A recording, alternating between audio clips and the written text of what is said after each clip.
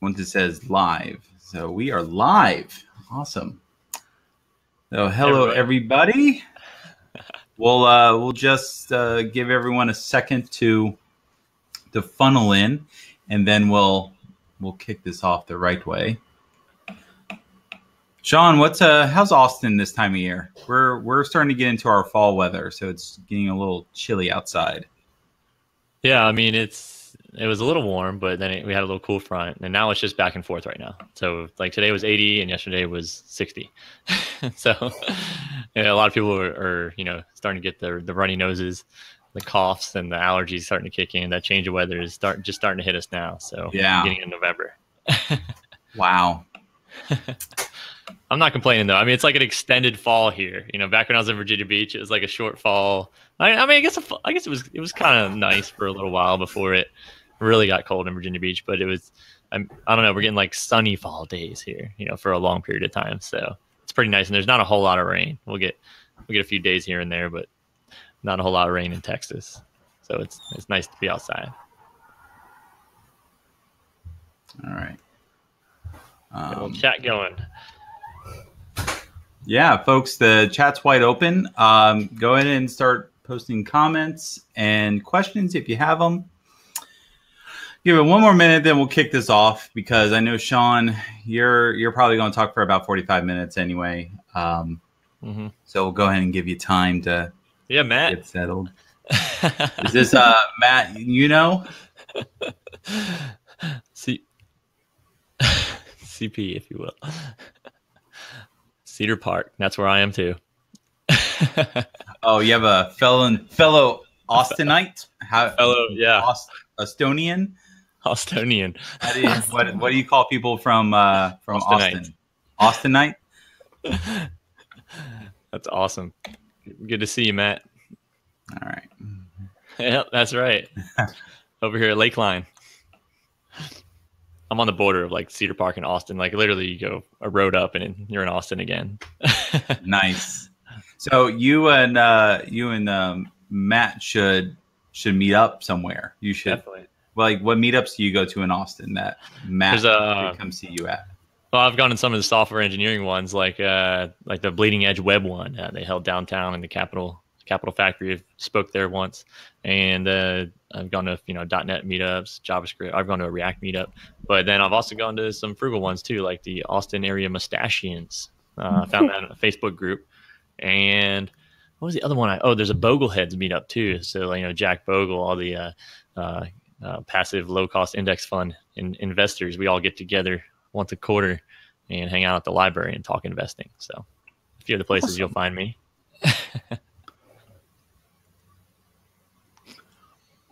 All right. Well, I'm going to go ahead and kick things off so we don't take up too much of people's time. I know it's Thursday. It's not our normal Wednesday. And I wonder how many people tried to show up yesterday and realized the webinar wasn't here. All right. So, hello, everyone. My name is Kevin Griffin. Those of you who don't know me, I am the owner of a small company called SwiftKick, and you are here for one of our bi-weekly webinars. Specifically, if I share my screen, you would see what it's called. And we're joined by our special guest, Mr. Sean Merron. In this talk, he calls it "Live to Code, Don't Code to Live," and that's not our normal techie type talks that we get here. I'm really, really looking forward to seeing what Sean has to say. But before we get there, a little bit about SwiftKick. SwiftKick is a training and consulting company. We're based out of Chesapeake, Virginia. And our mission in life is to just help software professionals up their game, be a little bit better at what they do. And we do that through a variety of means. So there's these free webinars that we do out of the goodness of our hearts. We also can be found at different regional and local events around the country. And we also have paid training courses, in-person, virtual, and we can also help you directly as mentors or through consulting purposes. We love the social media, so please please hang out with us on social media. Say something nice about us. We're across Twitter, Facebook, and LinkedIn. And it would be great if you could say some nice words. Maybe tell your friends that you're here in this webinar, and they'll come join you. And maybe they want to find out about future webinars. Social media is one of the best ways to do that. And because you're registered for the webinar, you're going to get emails about upcoming events, no more than one a week usually. We have a great lineup in store over the next couple months. So in about 2 weeks, we have Mr. Joel Cochran. And I've known Joel for a very long time. He's an extremely smart fella, and I think he's going to really knock this talk out of the park. But he's going to talk to us about introduction to Azure data lakes. And if you're a person like me, you've only ever heard of data lakes, maybe on some sort of keynote or in a blog post. But Joel is living in this environment right now and doing some really big data science work with data lakes. After that, in December, we're going to have Greg Norman, who will be talking to us about something around Google Assistant. I mentioned this on a previous previous webinar, but Greg is doing a lot of work with Google Assistant and health metrics. So he uses Google Assistant to measure things like barometric pressure and how he's feeling in any point of a given day. And then he can go pull those metrics later to see how everything ranks up. Then we have Miss Linda Nichols. I don't know what she's going to be talking about yet, but it will be amazing, guaranteed to educate and entertain. And then just booked the other day, Miss Emily Freeman. I have no idea what Emily's going to talk about, but we'll know within the next month or two, and we'll get all that information out to everyone. But that's not why you're here. You're here because you want to hang out with Mr. Sean Merron, our special guest. Say hi, Sean. Hey, everybody. Well, awesome. Yeah, I'm glad to. Yeah, we're glad to have you. Sorry, Yeah, I'm trying to stop sharing my screen, and the button wouldn't click. So with that, Sean, I'm going to go ahead and set things up, and we'll turn it over to you. All and right. If folks have questions throughout the webinar, you can click the little drop down above your chat box, and you can say, I want to chat or I want to ask a question. And I'll be monitoring the chat throughout. Sean occasionally might look over at it, but if not, we'll answer all the questions towards the end of the session. Alrighty. Well, with that, Sean, I'm going to turn it over to you, and we'll all come back at the end for some minor chatting. All right. Thanks, All right. Kevin. Really appreciate it.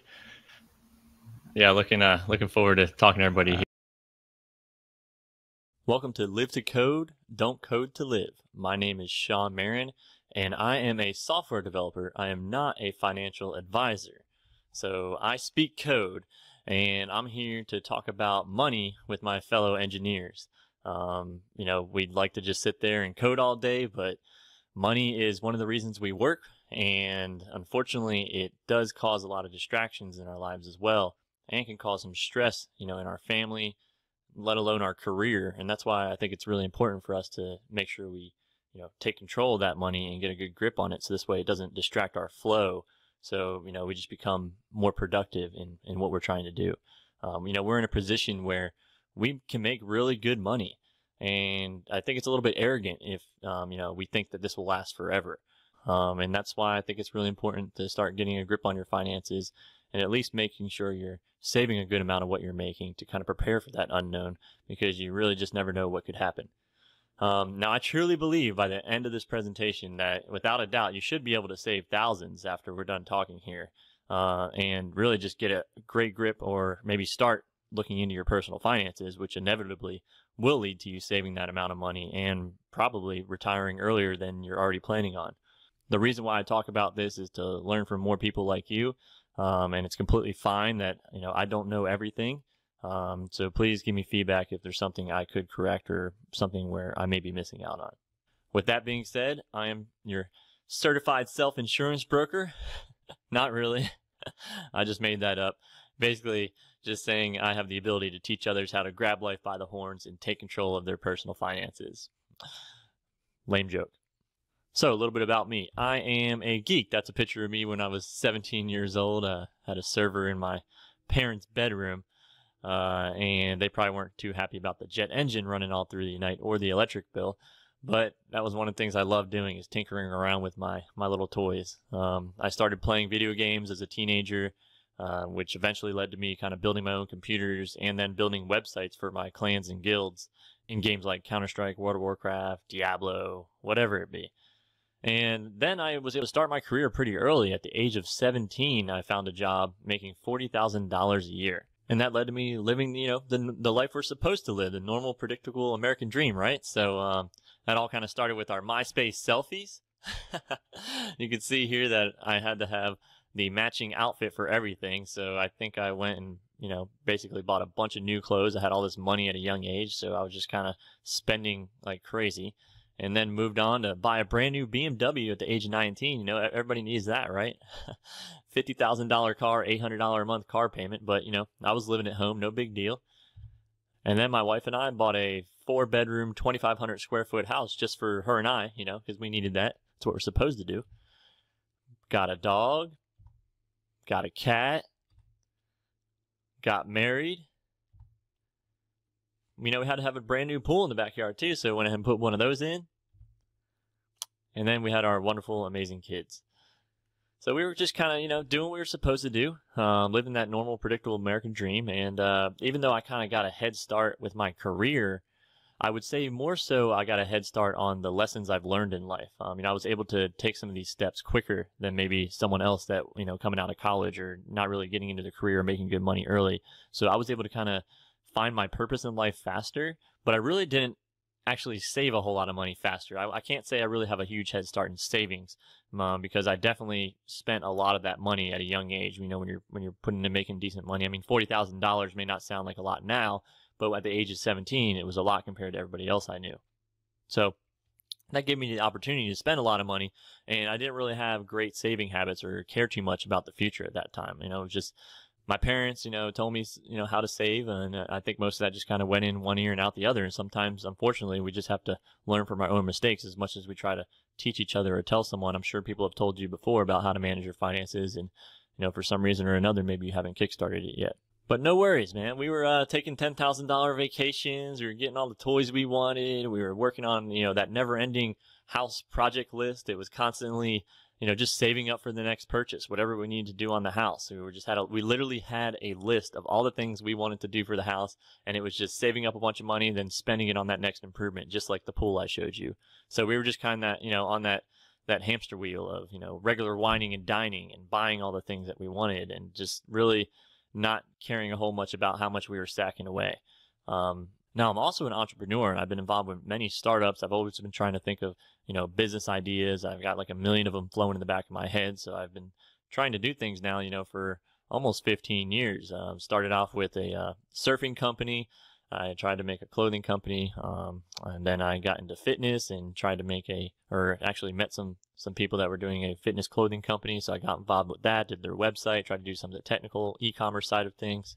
I started my own IT solutions company, a services consulting company, basically building websites for anyone, whatever kind of IT services someone needed. People kept coming to me asking what type of computer to get, so I came up with this computer chooser to help people figure it out. I met a guy at a startup convention that thought it'd be a great idea to try and put technology on tea mugs, basically a QR code underneath you'd scan and tell you where to find tea, and yeah, that didn't work out. I met some doctors at a startup convention, and we worked on a health services startup company. Met some ex-Navy SEALs. We worked on a tactical services company. And somehow me and my buddy of mine thought it would be a great idea to try and sell mattresses online. So we came up with a mattress company. But the bottom line is, this is only half of the, ideas or businesses that I've actually kind of came up with and tried to take off. But none of these have actually made me any money yet, believe it or not.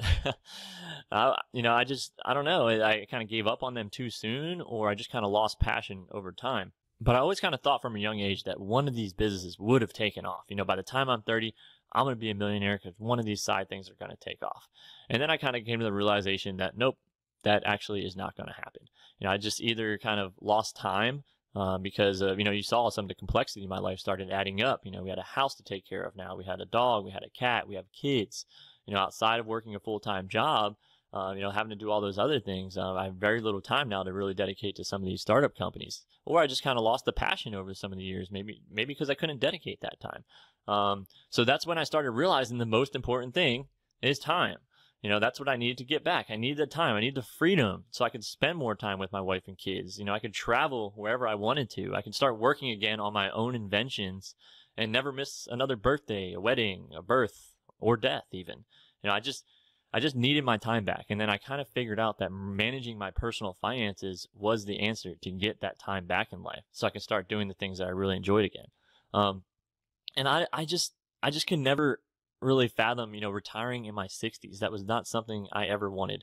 I always questioned that, and I really thought the startups would have prevented me from doing that, but I needed some kind of backup plan in order to still leave the workforce so I can start working on some of my own ideas. I have my own passions and things that I want to do to change the world, and I wanted to work on them, and I couldn't do it, working a full-time job. So I needed some kind of backup plan. And that's when I discovered this concept of early retirement that was extremely possible, where I could actually retire a millionaire by the age of 35 from normal middle-class savings. I never really thought we could just do that. But, it was completely true. Just saving enough money with a middle-class income and investing it properly is going to allow us to retire at the age of 35. So, once I found that was possible and I could leave the workforce and start working on my own inventions, I just started doing everything crazy in life to try and speed that up. Basically trying to reduce all that complexity in life. And we became very frugal in the process. So that kind of started off with selling our house, getting rid of that. That was a big anchor in our life that was really holding us back from a lot of things we needed to do. It was bigger than we needed. We kept, spending a lot of time on the house. I'm not a lazy guy at all. I'm a do-it-yourselfer. You see that shed in the back? I built that. And I enjoyed doing those kinds of things, but they were just taking up way too much time for the other things I really want to do in life around my entrepreneur world. And then we got everything we owned, and we basically downsized. We sold as much as we could, fit it all into the back of this 6x10 enclosed trailer, sold my BMW, sold my wife's car, got a little SUV, and we fit everything we could in here along with the kids, the dog, and the cat. And we drove to Austin, Texas, and just started a whole new life.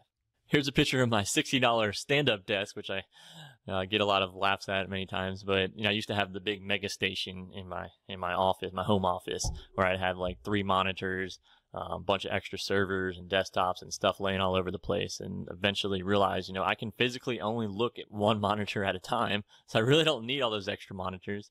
And I also had like posture problems, from sitting in a chair for so long. So I was trying to figure out the best ergonomical way to get the laptop at the right height and, my hands at the right height at the same time. And I started modifying a bookshelf and eventually came up with, finding that Amazon had this, wire shelving unit for $60. I just ended up purchasing, and it does everything I need. It also lets me, get used to co-working in other places or going to coffee shops, kind of getting used to working on my laptop. But this is just how frugal I get. I became more practical about everything in our life. Just trying to, spend as little as possible, but still get everything I needed, in a fashion that I could save the most money. So I've become less wasteful, and it's actually become an enlightening experience along the way. So I know slides suck. Trust me, I'm a software engineer. I've been through many presentations, and I just kind of want to demo real quick how I've kind of discovered early retirement in a nutshell. And really, when I say early retirement, I talk about that a lot, but it's really just discovering personal finance or getting better at my personal finances. And inevitably that leads to early retirement, which I've kind of concluded, which is why I talk about it so much. But let me do a quick little demo here. I'm going to switch over to my OneNote. Okay, so the very first thing you got to do is figure out where your money's going and figure out your savings rate. You can't go nowhere until you know where you're at. So let's take a 22-year-old making around $60,000 after college. So with that, they would be pulling in around, oh man, I have horrible handwriting. Let me fix that. Let's take, so $3,500 as income is what you'd be pulling in after taxes for if you were making $60,000 a year. So with that being said, let's say that this person has around $2,000 in bills. And that's everything from Netflix subscriptions, housing, insurance, and taxes, whatever it may be, the utilities, those kind of reoccurring monthly bills. And then let's say that this person has around $400 in their grocery bill. that they're, going to the grocery store and actually spending for meals they're making and everything, including pantry items as well. And let's say this person is spending around $600 in entertainment. All right. We'll just say fun. That could be wining and dining, going out to concerts, whatever it may be, around $600 a month. So all that added up, $3,500 minus all the expenses, we're looking to save around $500 a month in savings. All right. And $500 a month times 12 months adds up to $6,000 a year that this person's able to sack away in savings from their $60,000 a year salary, which is 10%. So that's the savings rate right there that this person is able to put away with the $6,000 a year. Now, 10% is actually much higher than the national average for Americans of around 5.7% in all actuality. And if you think about it, even if someone's planning to save around $6,000 a year, things come up, they have all kinds of miscellaneous expenses, and even though someone might have a budget, usually it can be a little hard to stick to unless they've done a really good job. So if we, that's probably why we're actually seeing around 5.7% in actual savings after the fact. But here is a budget in a nutshell. I mean, this is the simplest form of a budget. You talk about how much money you make and your income, and you reduce your expenses and figure out how much you want to save every month. I mean, as long as you categorize your expenses, whether it be towards bills, groceries, or fun, then you can see where your money's going. You know how much money you're spending in each category. And you can get as granular as you want with this, or you can, stay as simple like this and just kind of look at each category and try to get better at it in order to improve your savings rate. But again, that's this savings rate right here, this 10%. That is personal finance in a nutshell right there. That number, 10%, is the number that you want to focus on in order to completely overhaul your personal finances and your financial status for the rest of your life. Because your savings rate can only be affected by two things. You either make more money or you reduce your expenses, and that's going to affect your savings rate. When we think about companies, their return on investment when they report to shareholders, okay? Let's say someone made $100, all right, and they were able to reduce expenses by $25. So they were able to make a 25% reduction in expenses. Now, if they were instead able to make $25 more, then that actually is only a 20% increase in revenue. So that's why a lot of times when we see companies laying off people, it's because they can get a quick reduction and a higher effect on their return on investment to shareholders. And the same thing applies to your personal life. That's why expenses are so important, because you can make a bigger impact on your savings rate by reducing some of your expenses, than trying to maximize your income, which sometimes takes a little longer. You can reduce expenses today, but maximizing your income, is something you're going to have to work on over time. My family's current saving rate is 65%. And I know that's insane. That's not normal. It all depends on how fast you want to, retire earlier, how much money you want to save up in order to create that freedom, to get to a number that you want to be at. Of course, you want to live a comfortable life along the way. And my family completely is. We're living a very high quality life while we're able to sack away 65% of what we make. So that's up to you to kind of figure out the savings rate that is appropriate for you. But knowing a simple budget and knowing that savings rate is going to be the way that you accept where you are today and how you make progress going forward. It's the most important thing to start with. Now, I want to share an article real quick. Let me zoom in here on it. This is from the 1960s, okay? From, I don't know, some newspaper. And this isn't new stuff talking. I'm just another person talking about it. And I hope that, I can make an impact on your life and, potentially save you tons of money and help you get to where you want to be. But let's go ahead and walk through this real quick. So this is called The Pleasure of Walking Tall. And I just want to preface this with all the women out there. I apologize. This old article talks about a man. And, if I could redo it, I would definitely say, a woman or a man in any cases, or just a person. So, please know that, I mean no disrespect here. I'm just reading it as is. And, it's unfortunate that it was addressed this way when it was originally written. Your savings, believe it or not, affect the way you stand, the way you walk, the tone of your voice. In short, your physical well-being and self-confidence. A man without savings is always running. He must take the first job offered, or nearly so. He sits nervously on life's chairs because any small emergency throws him into the hands of others. Without savings, a man must be too grateful. Gratitude is a fine thing in its place, but a constant state of gratitude is a horrible place in which to live. A man with savings can walk tall. He may appraise opportunities in a relaxed way, have time for judicious estimates, and not be rushed by economic necessity. A man with savings can afford to resign from his job if his principles so dictate, and for this reason he'll never need to do so. A man who can afford to quit is much more useful to his company and therefore more promotable. He can afford to give his company the benefits of his most candid judgments. I think this is so fascinating that this was written so long ago. One of the things that I offer to companies is a financial literacy training where, I go in and I teach their employees about all the benefits they have available and everything outside of that, just how to manage their personal finances better. Because I truly believe that it eliminates some distractions for employees. You can be a more productive employee, and you're probably, more satisfied. You have higher employee satisfaction and appreciate the fact that your employer did that for you to help you with your savings moving forward. So a man always concerned about necessities such as food and rent can't afford to think in long-range career terms. He must dart to the most immediate opportunity for ready cash. Without savings, he will spend a lifetime of darting and dodging. A man with savings can afford the wonderful privilege of being generous in family or neighborhood emergencies. He can take a level stare into the eyes of any man, friend, stranger, or enemy. It shapes his personality and character. The ability to save has nothing to do with the size of income. Many high-income people who spend it all are on a treadmill darting through life like minnows. The Dean of American Bankers, J.P. Morgan, once advised a young broker, take waste out of your spending, you'll drive the haste out of your life. I can completely relate to this because of all the complexity I have added up in my life, as I talked about earlier. And once I was able to get rid of some of that, I was able to slow down and get some of my time back. So it's key to recognize that.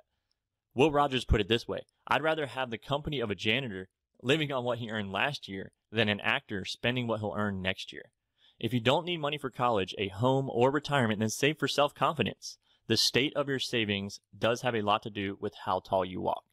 And this article really hit home with me. I mean, ever since we really started caring more about our personal finances and saving more money, it's just adding so much more flexibility to our lives. We can make, drastic life changes knowing that we'll be okay.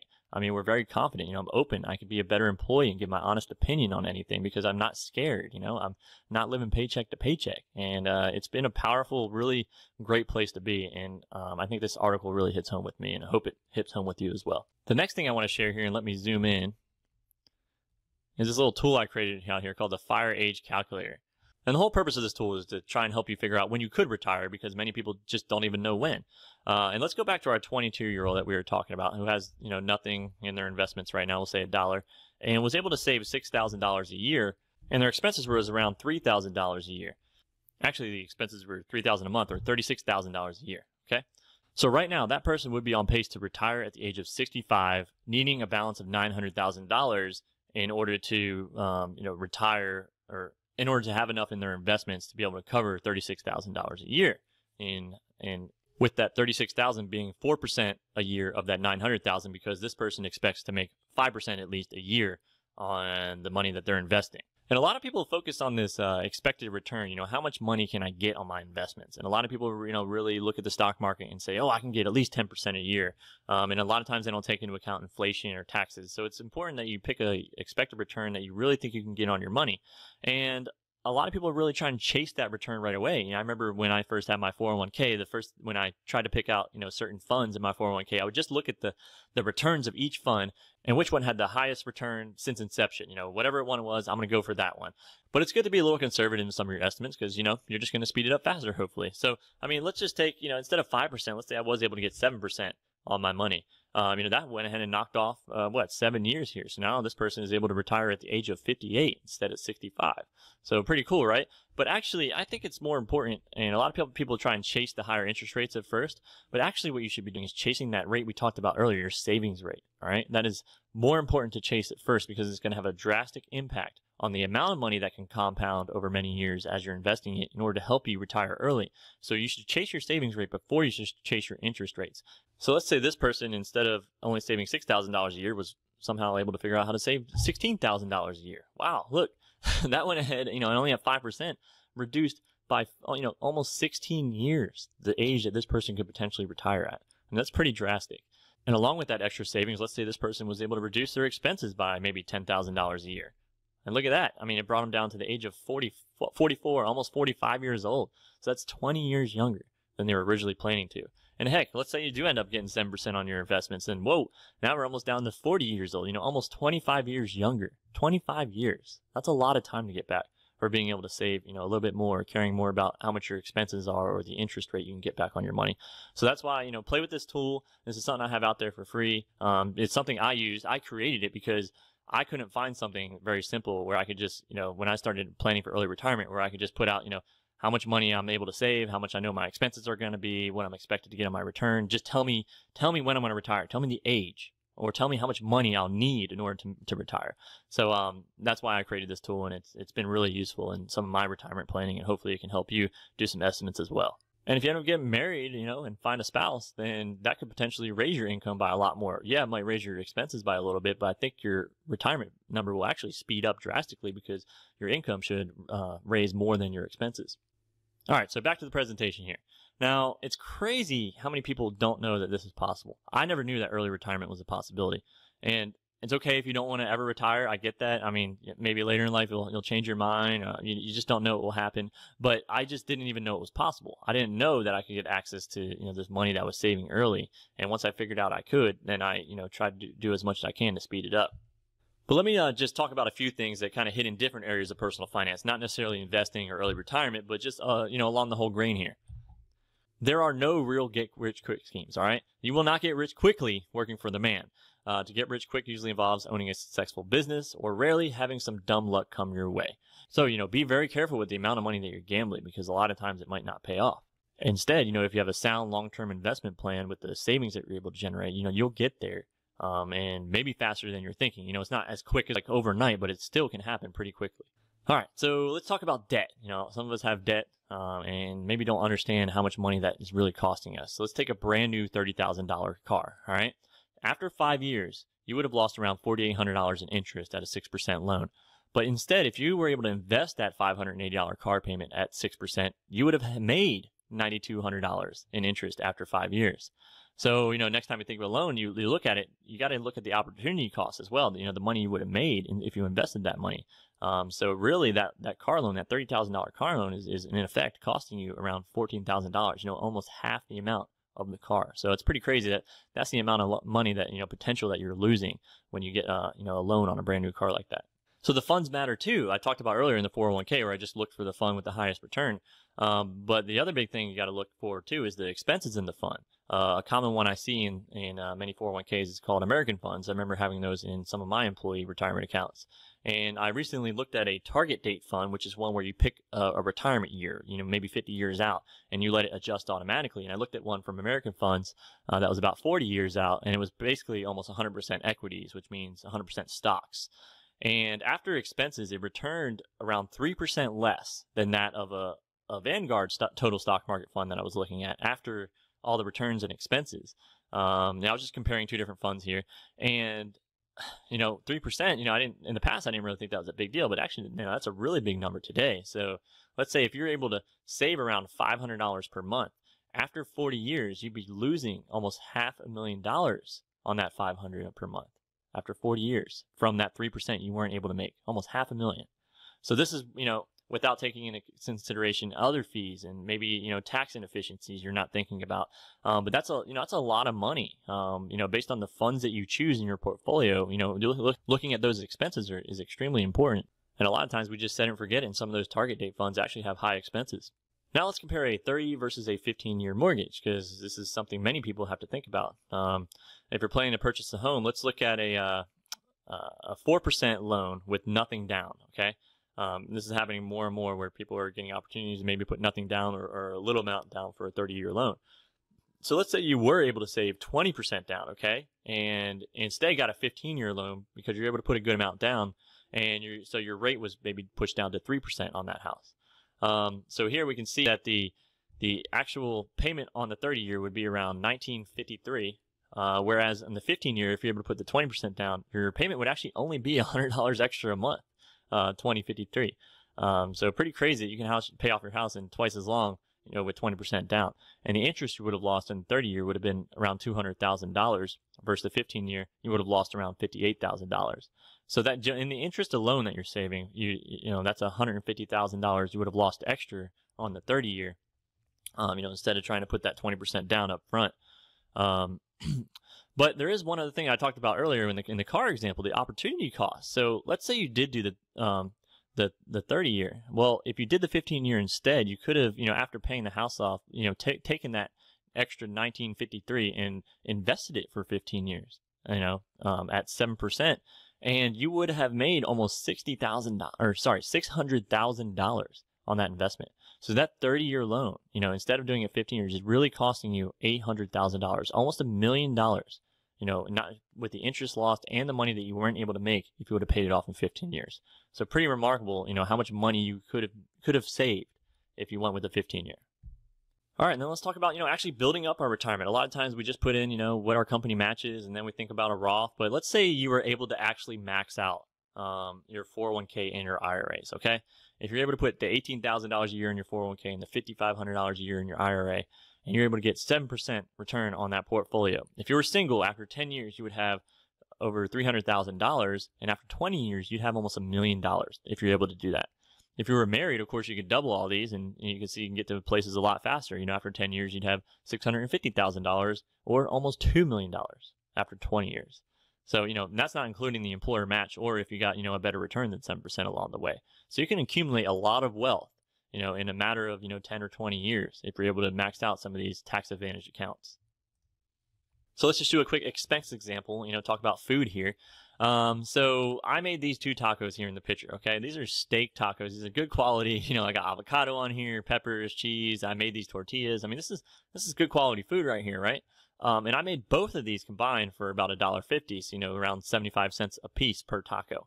All right. And if you want to talk about the lowest grade taco out there, we go to Taco Bell where it costs you $1.29 alone for one taco. Okay. And maybe you went to a food truck and you can easily pay maybe around $4 and I've even seen $5 as well per taco. It's pretty crazy sometimes, to get something of this quality. So, I mean, we're talking, that almost $10 maybe it would have cost you after tip or tax in order to get these 2 tacos somewhere else, versus, $1.53. So that's, it's like an 900% markup right there that we're talking about on food. And that's why wining and dining, that entertainment category, is usually the biggest place that people are shocked at because they can't believe how much money they're spending there. All right, now let's look at those with student loans. Let's say you walked away with college with $100,000 in student loan debt, and maybe it took you 15 years to pay that off, and you were paying around 7%. You'd be paying around $900 per month for that payment, with around $160,000 you would have lost in total after it's all paid off. Now, if instead you found a way to pay for college without debt, which is very possible if you work hard for it, or reducing the amount of debt you can get, and let's say you're able to invest that $900 instead per month after leaving college, you'd have around $275,000 after 15 years at 7%. So that's almost a $500,000 swing, from, what you would have lost to what you could have gained in 15 years alone. So it would have taken you 30 years to get to that point. Just to get to $250,000, it would have taken you 30 years if you had to pay off that debt first. And now a shocking stat, I think we all know that 3/4 of Americans are living paycheck to paycheck. All right. I mean, that's pretty sad, and I want to help as many people as I can to try and get out of that paycheck to paycheck mentality. But, don't take my word for it. Ask Lumberg. But we all know Lumberg never wants to retire, right? And I know I've heard that many times from people. I never want to retire, Unlike humans, I don't get bored with the same job. Or my emergency fund is having a credit card. Oh, I don't like hearing that one. And I love shopping on nights and weekends with everybody else. These are some funny memes I kind of come up with on my Twitter account at Sean Merron. If you ever want to follow along and have a few good laughs or just tell me I'm an idiot, it's fine. All right, so now it's time to piss some people off, if I haven't already, and I apologize if I had. But it's perfectly okay. Sometimes, you got to make people mad in order to kind of make them realize some things, and that's completely fine. So, what would you be doing right now if you could retire? Do you know? Like, if you were to retire right now, what would you be doing? I mean, the truth is you just don't know. You don't know. And that's the whole point here. You don't know what you could be doing, and it's all unknown. And that's why it's important. It's important to plan for the unknown, right? That's why we have things like insurance. And I mean, we care in some places about the unknown, but we should also care in our savings, right? And there could be things that happen to us that are outside of our control. And that's why it's important to start trying to get your personal finances in order to try and prepare for some of those things. And trust me, I know what it's like to love your job, okay, and be gung-ho about it, fresh out of college, or maybe you're only a few years into it. Ask yourself, are you still doing the same thing you were doing maybe 5 or 10 years ago? Probably not in the same exact role, right? And I completely get, just loving what you're doing, and that's how I felt for many years, and eventually came to the conclusion that, there's more for me out there, all right? It's kind of like, those butterflies in a new relationship, right? They eventually go away. As much as I don't want to say it, but it's kind of like that with your job too. Do you even know when you could retire? I showed that fire age calc earlier. I haven't met one person that has been able to tell me the age, exact age, in person. Like, no one is able to physically come to me and said, I know I can retire at this age, and this is when I'm going to retire. Or, most people just say, sometime in my 60s, I don't know, after I can get access to my accounts, and, I think I kind of know what I need. And a lot of those, calculators in our 401ks talk about, the income you make today and how to get that same income. And that's completely, just not what you should be doing. Your expenses are going to change, when you retire. You're going to be in the lowest tax bracket when you retire. I mean, there's many things you got to think about, when you retire, and you have to know that age. And I promise you, once you know the age you could retire, I bet you're going to do whatever you can to try and speed that up. But if you don't even know when you could retire, I think you at least should know. You should just get an idea of how much you're saving and what your expenses are and try to figure out that number just to know it in the back of your head. Most financial advisors have a special interest. This is something that Kevin and I talk about a lot on our podcast, and it's a shame, but most of them are actually brokers. They, a lot of times, when you talk to a financial advisor, they may be coming from either your 401k or maybe an insurance provider, and they have some special interest. They receive a commission on the products that they sell, or they're offering, funds that are, have high expenses and are not good compared to some of the other funds out there, which are more efficient. And, they get some kind of kickback on that. Only a very small percentage of financial advisors out there are what we call fiduciary advisors, where they actually act in your best interest. They are required to act in the client's best interest. So that's something to definitely be aware of when you're talking to someone about your finances, to understand, whether they're a broker or whether they're a registered investment advisor, RIA. And I really don't think you need a robo advisor either. Like a I don't know, what we got, Acorns, Betterment, Wealthfront, all those little tools out there. They're trying to help you with your investments. A lot of times they're doing things in taxable accounts because they don't have access to your 401k, that may be tax inefficient, or, they're adding extra expenses on top of what you need to do. And like me, I have a 4-fund portfolio. I have 4 index funds that I use, and I rarely go into it. I mean, this is long-term investing we're talking about here. So every once in a while I just have to add new money to it, as I get, new savings. And that's really it. I'm just kind of staying in line with, how much I want of each fund in my portfolio, and the rest, there's not a whole lot extra to it. And, the biggest thing you want to try to reduce is your expenses so you can maximize your return. And I think a little bit of financial education can help you get to that point. All right. Owning a house is throwing away as much as renting. And I know this may piss a lot of people off, but it's true. Stop using that argument where you're saying, I hate throwing money away when renting, and that's why I own a house. That's not the reason you should own a house. You should own a house because of other factors, lifestyle choices. You're going to be in the same place for a long time, or you have pride, in owning a house, or, you love taking care of your lawn, or being able to you're a do-it-yourselfer, or, you want to make something your own. That's perfectly good reasons to own a house. And I actually, I owned a house for 5 years, and then now I'm renting. And I'm throwing away less money now renting than I was in owning the house. It's not a square footage calculation. I'm in an apartment complex now where I'm able to, get access to other amenities, or I'm in a better location, or, better cost of living area. Have the flexibility. We want to travel. We want to live in different places. You don't want to own a house if you're going to be losing closing costs every few years. So, that argument alone, don't have to worry about having anymore. Don't kill yourself to think you need to own a house because you're throwing so much money away renting, when there's other things you could probably be doing better in your personal finances before thinking about that factor. Being a landlord is not passive income. So, I really think, being a landlord is basically running a business. I mean, if you have rental properties, you have to be pretty active with those. You have to make yourself available. You have to make fixes. You have to go collect rent checks. And usually you're not only going to have one rental property. I see a lot of times, where, someone gets their first rental property and then they end up having a few more. And, that's an active investment. There's things you have to do there. You have to find the right rental property, which can take a lot. This is a very competitive market. So I don't believe that, being a landlord is a passive income stream. A lot of our investment streams are all actually active investments that take a lot of time and focus, and you really can only focus on one active investment. And that's why I think the only true passive investments are like securities, investing in the markets, in your, the funds that you own. I think that's really the only passive income that's really out there. Everything else is really like running a business. You can't beat the market. Stop it with mad money. Booyah, Jim. Penny stocks, options, whatever. All right. You can't beat the market. And even Ray Dalio and Warren Buffett and them came out and said the same thing. Like, take the market, get on the index funds, follow the index. And most of the times you're going to do way better than you would have done if you would have tried to beat the market, because then you're getting taxed at like a short-term trader rate. Versus a long-term investment rate. So, even though you may beat the market after taxes, you probably didn't. And honestly, if you don't have the time, like if you can't dedicate the time to really be an investor full time and, have an insight on, what's going on, or being able to identify, correlation between different things and how the market's going to be impacted, then that's really hard for you to be able to beat the market, and something that, you're probably going to be throwing away a lot of money in the process of trying to do. So, just get over it. I tried to pick stocks for many years. And, try to do it outside of a full-time job. And, if you read something in the news, it's way too late by then. You have to have some kind of either insider knowledge, or I don't know, but, I couldn't do it. And, I learned the hard way. And, I'd rather, you now start investing money in, something that, will work out for you by buying an index. You're not going to get a big raise with the same employer. All right. So, every year you kind of come around to that time where, you get your performance review and you're thinking you're going to get a nice little raise, and then, you're always kind of let down, right? Maybe you only get a percent, if that. And that's just the way it's going to be. I've learned this, I've talked to managers and finally figured out that, you're not going to get huge raises once you have an employer, or once you're with the same employer.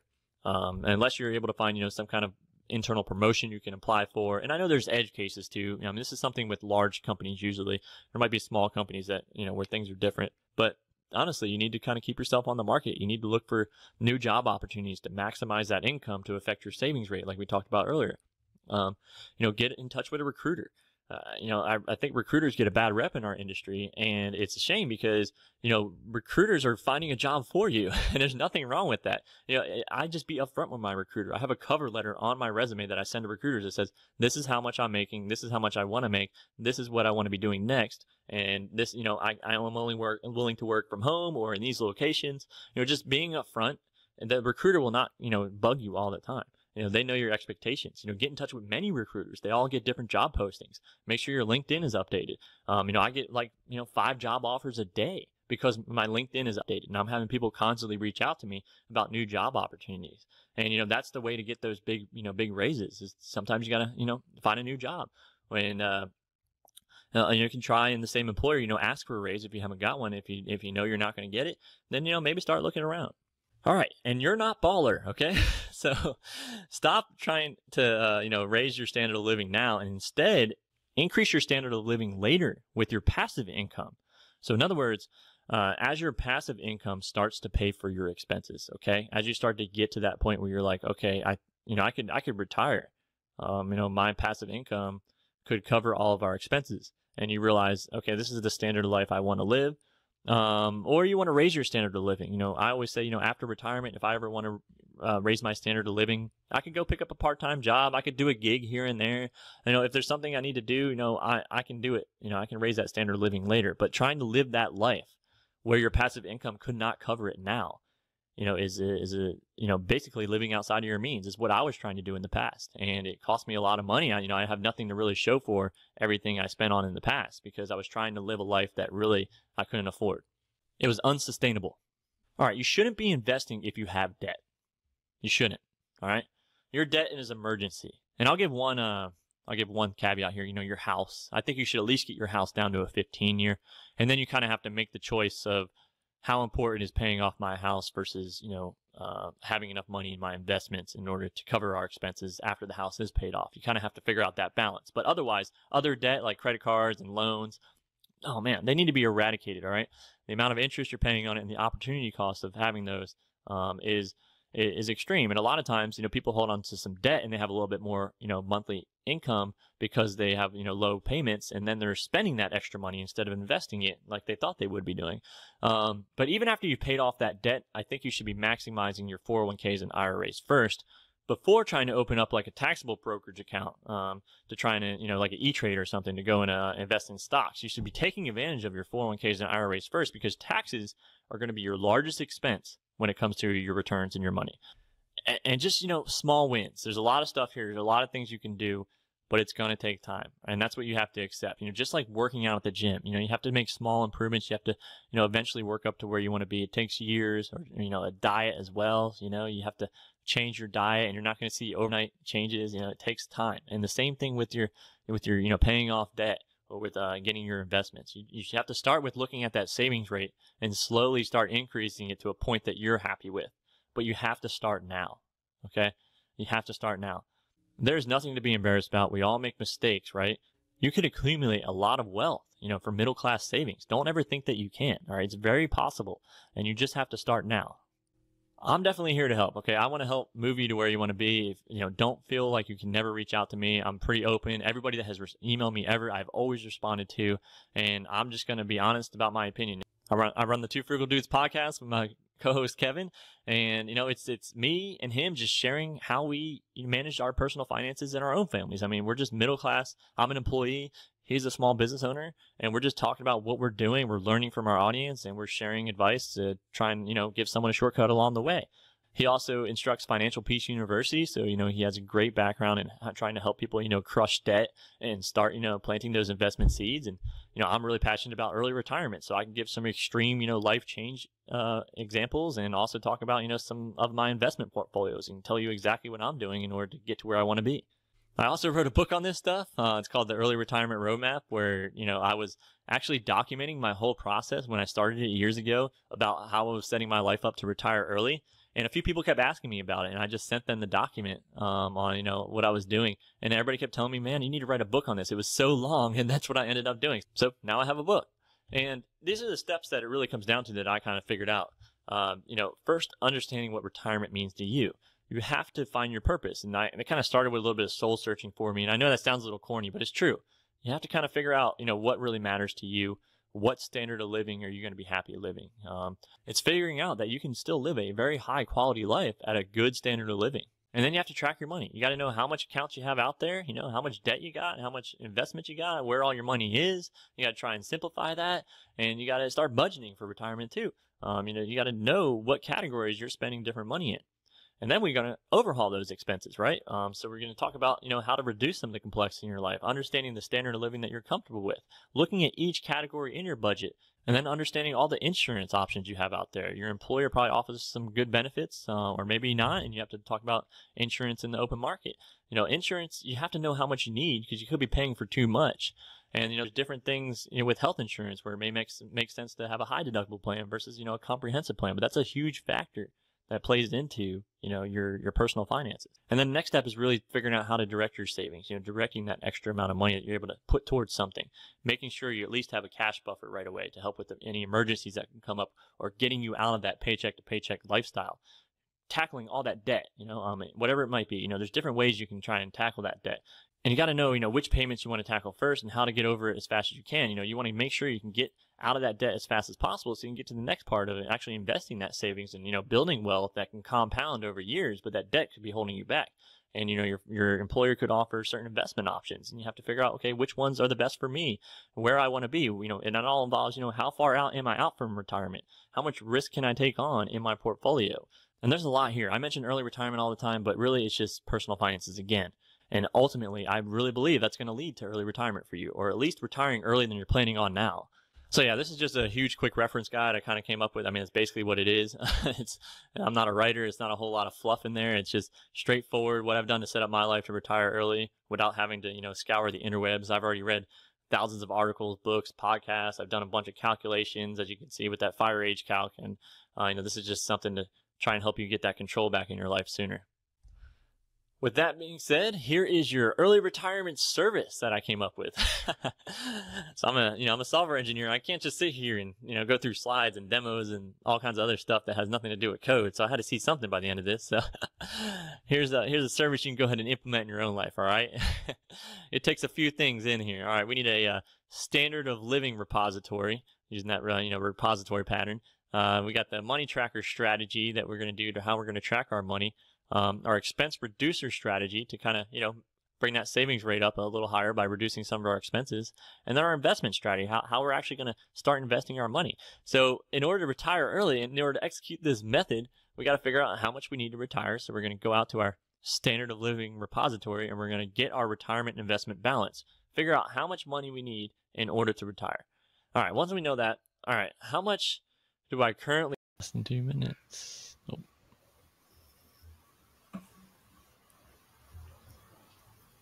All right.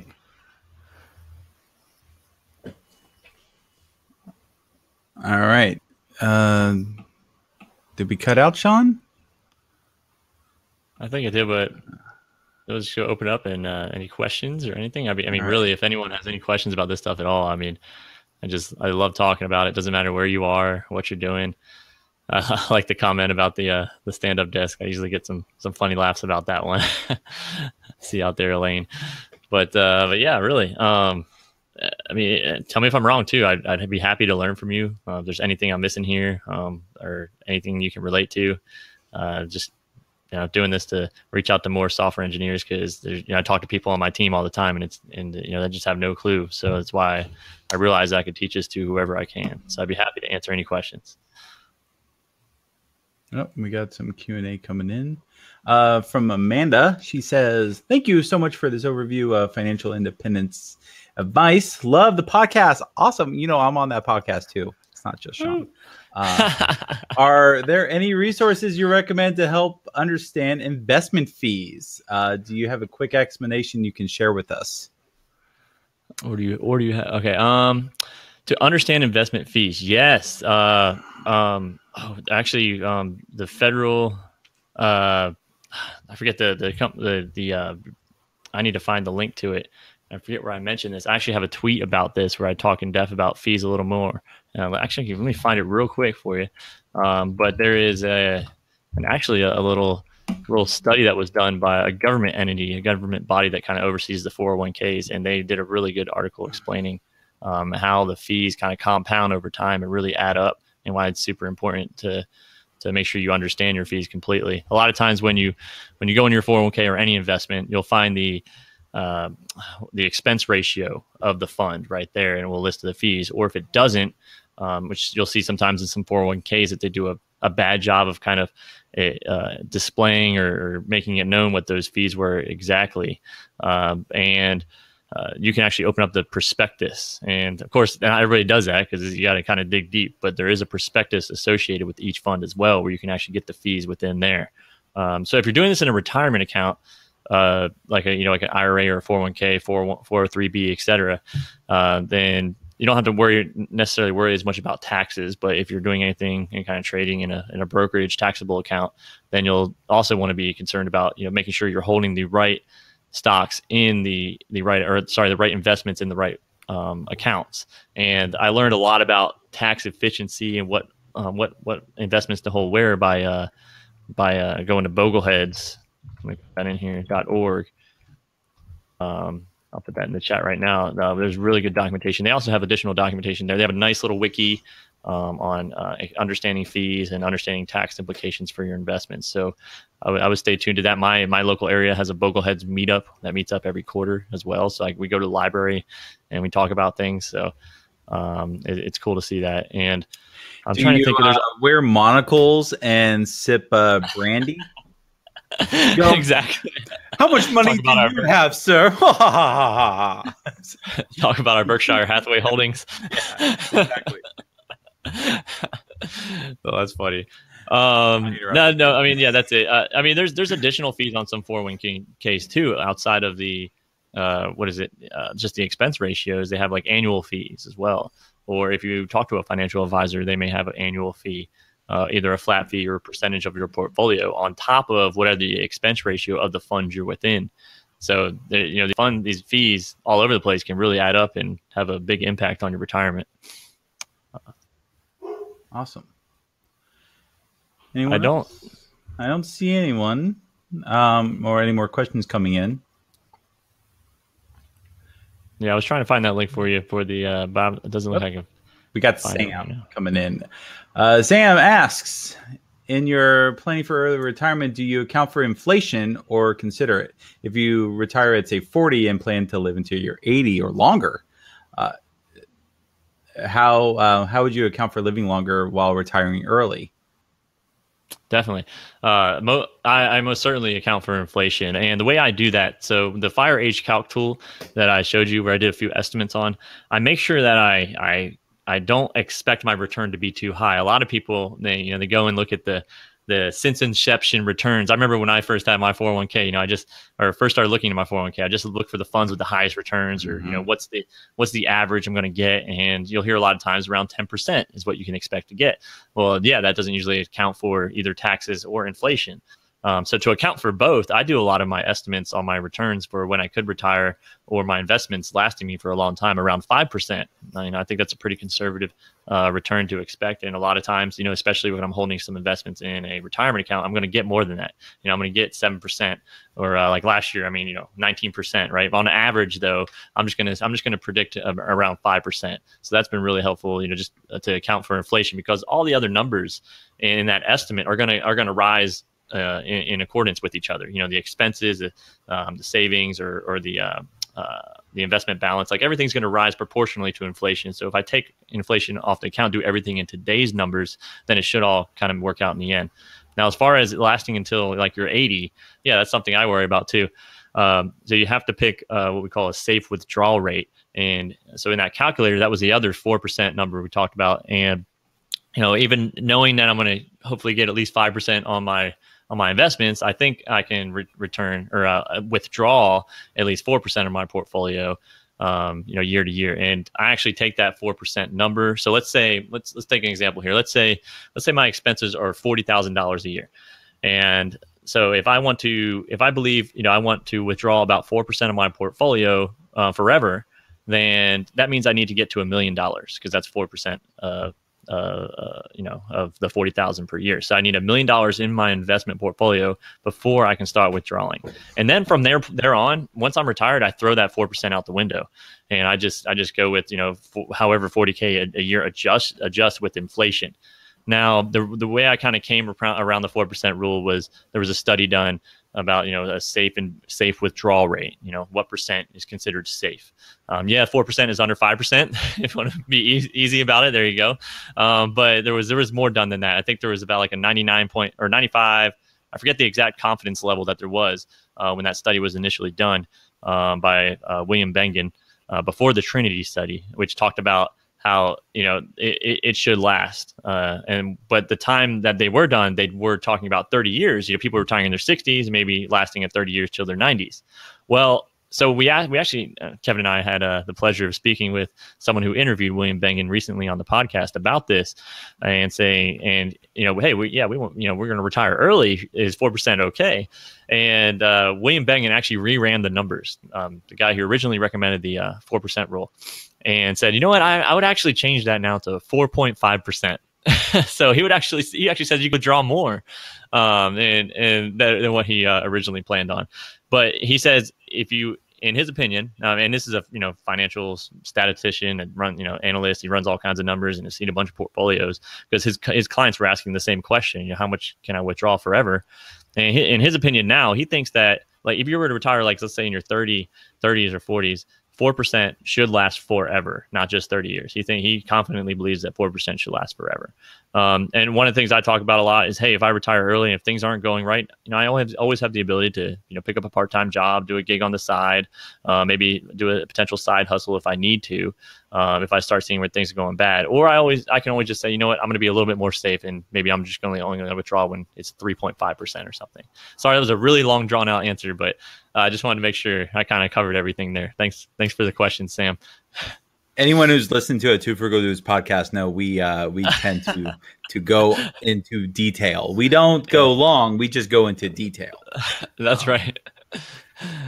So Amanda came back with a follow-up question, and I think I would know how to answer this one, but I'm not the guest. So should I max out my Roth IRA after meeting my employer match if I don't have all the funds at the moment to max out all my tax-advantaged accounts? After the employer match, yes, that's the typical recommendation. Yeah, is at least get what you can in the match first with your 401k, and then go to your Roth and max that out first, and then go back and finish maxing out your tax advantage maybe 401k account.